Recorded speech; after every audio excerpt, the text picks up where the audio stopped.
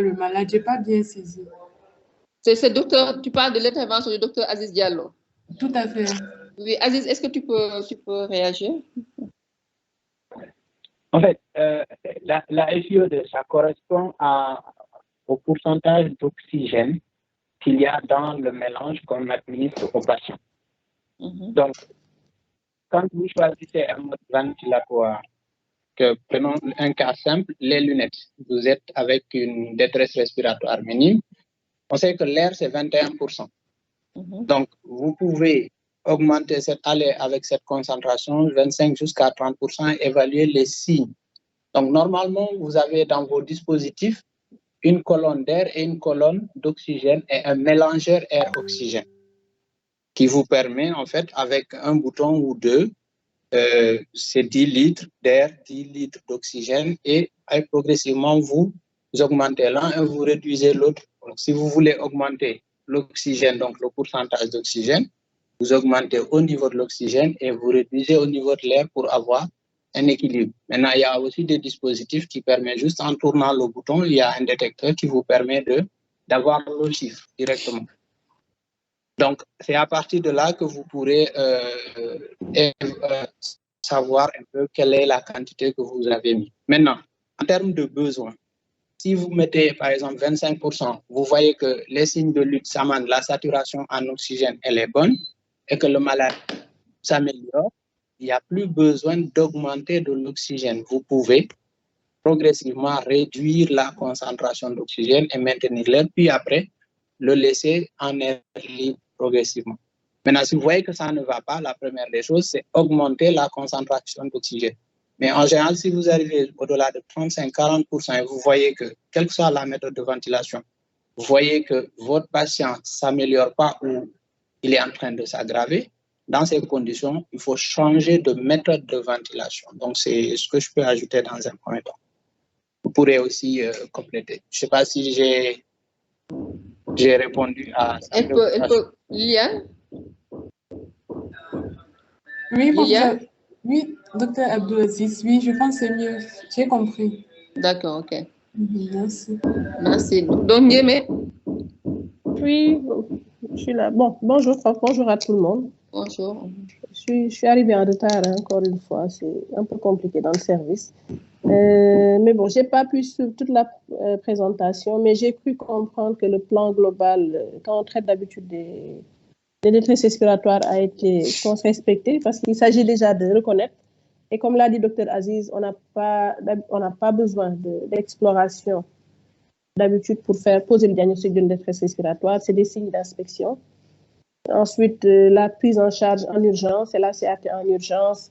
Je pense qu'il va avec l'évaluation de la gravité. Je pense que les deux se font un peu en même temps avant de passer à un interrogatoire, un examen clinique complet pour essayer d'identifier la cause, comme vous l'avez dit, qui peut être médicale ou chirurgicale.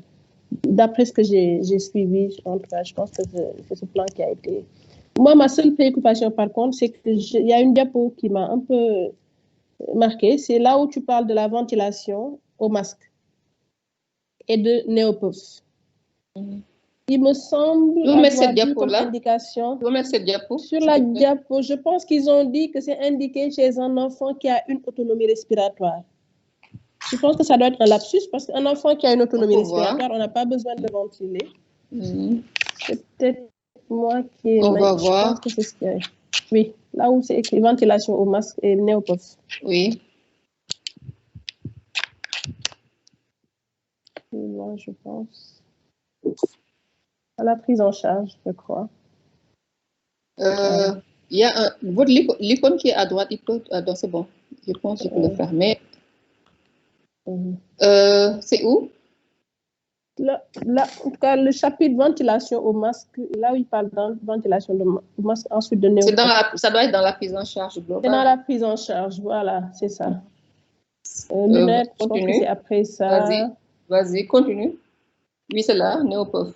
Peut-être c'est dans son discours Voilà. qu'il s'est trompé. Ventilation. Ayant une autonomie respiratoire. Après, oui, masque au ballon. Parce que masque au ballon, en fait, c'est la façon dont tu l'as libellé, en fait. Je reviens sur la diapo avant. Voilà, chez tout nouveau-né et a une autonomie respiratoire. Parce que là, tu parles de technique de ventilation, non? Oui. Après, au masque néopeuf, je pense que c'est un problème. On ne ventile pas au masque un enfant qui a une autonomie respiratoire, en principe. Peut-être qu'il faut lui demander qu'est-ce qu'elle voulait dire par là. Peut-être si elle qu'est-ce que tu voulais dire? Parce que c'est un peu, voilà. Liliane, qu'est-ce que tu voulais dire par autonomie voilà. respiratoire? Peut-être un fille. Qui n'a pas, je pense. On t'écoute, je dis Liliane, c'est pas Liliane, c'est Ndeye Fatou. C'est une erreur. Ndeye Fatou, oui. C'est une erreur. Oui, la CPAP, oui, on peut comprendre. Mais ventilation au masque néopeuf, c'est pas un enfant qui a une autonomie respiratoire. Mais en fait, quand on a une autonomie respiratoire, on n'est pas ventilé, en fait, quel que soit le mode ventilatoire. C'est ça. Je pense qu'il faut peut-être voir comment reformuler cela, peut-être comment... Voilà. Donc, dès qu'on parle de ventilation, ça veut dire qu'il n'y a pas d'autonomie. C'est-à-dire qu'on fait respirer l'enfant nous-mêmes. En tout cas, il y a un support ventilatoire. Voilà. Et quand on est en autonomie, quand on a une autonomie, on n'en a pas besoin. On n'a pas besoin réellement. Peut-être que c'est pas la façon dont ça a été libellé, en fait. Non, ça a été libellé, oui. C'est tout, hein, c'était tout pour moi. Sinon, merci pour la présentation. Pour ce que j'ai eu à suivre, je pense que des efforts ont été faits. Oui.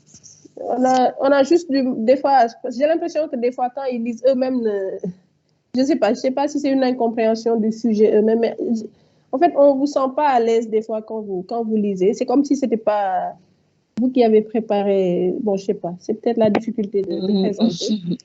Mais je pense que plus d'aisance dans la façon de présenter les choses permettra une meilleure compréhension. En fait, je pense que ce que je leur disais, en fait, c'est-à-dire, je vous disais que vous pouvez emprunter des diapos, vous pouvez regarder les présentations, mais il faut que vous-même, avant de faire votre... parce que vous pouvez apporter même des informations que nous n'avons pas. C'est à vous d'aller lire, en fait. Et lire, la lecture, c'est pas les diapos toutes prêtes. Hein. La lecture, c'est la revue de la littérature. C'est les livres, c'est des articles. C'est ça qui peut vous permettre d'améliorer votre pratique de tous les jours. Hein. Enfin, ce dont tu penses, docteur Ndiémé parle, parce que bon, c'est ça. On sent qu'il y a beaucoup de... Ce que je vous disais, hein, on emprunte beaucoup de diapos. Bon, ça, on le fait tous. Hein. Tout le monde le fait, mais il faut quand même que vous preniez le temps de lire pour être à l'aise dans le rendu de votre présentation. Maintenant, ce que moi, je voulais...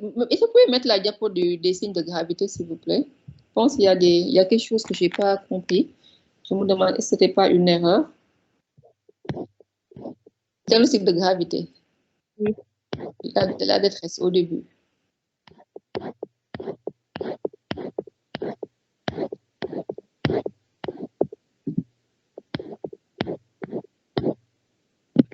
Excusez-moi, je prends juste rapidement une communication.